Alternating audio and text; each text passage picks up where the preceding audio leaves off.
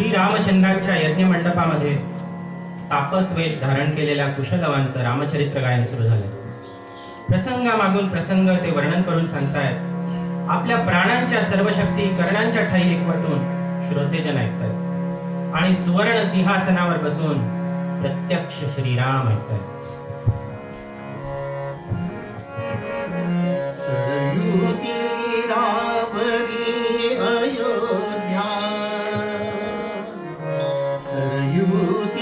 रावरी अयोध्या मनु निर्मित नगरी अयोध्या मनु निर्मित नगरी अयोध्या मनु निर्मित नगरी अयोध्या मनु निर्मित नगरी.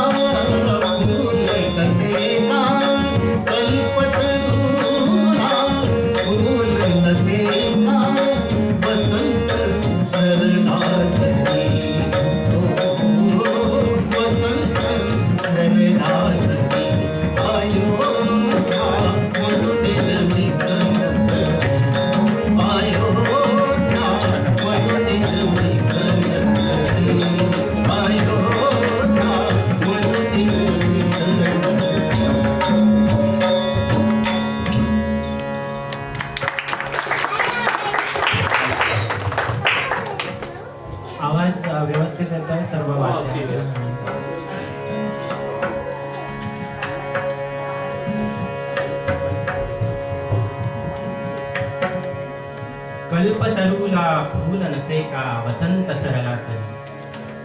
आपल्या प्रजाजनांना सर्व सुखांनी भाऊ घालणाऱ्या दशरथाच्या घरात मात्र पाळणा हलू नये हा केवढा दैव दुर्विलास.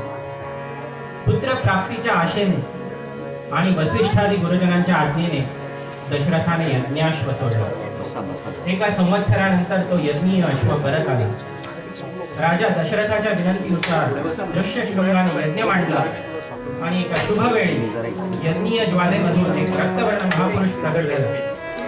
तो महापुरुष म्हणजे दुसरा तिसरा कोणी नव्हता, तो प्रत्यक्ष अग्निदेव होता. आणि तो अग्निदेव आपल्या दुंदुभी सारख्या कणखर परंतु अतिशय मधुर स्वरामध्ये दशरथाला सांगू लागला, दशरथा घे हे पाय सदा. दशरथा दशरथा घे हे पाय सदा पाय सदा पाय सदा पाय सदा. तुझ्या यज्ञी तुझ्या यज्ञी प्रगट